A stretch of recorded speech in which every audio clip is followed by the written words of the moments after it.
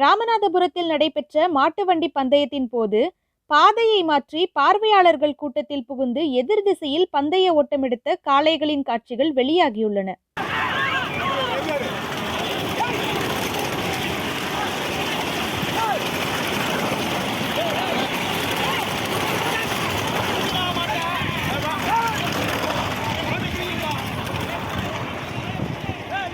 காணிக்கூர் கிராமத்தில் பாதாள காளியம்மன் கோயில் மாசிக்களரி திருவிழாவை முன்னிட்டு பூஞ்சிட்டு நடுமாடு என இரு வகையான மாட்டுவண்டி பந்தயம் நடைபெற்றது.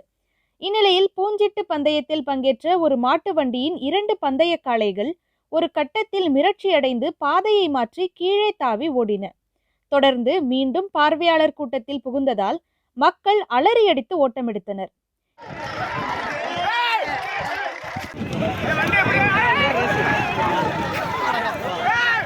இதையடுத்து எதிர் திசையில் இரு மாடுகளும் ஓட்டம் பிடித்த காட்சிகளும் வெளியானது.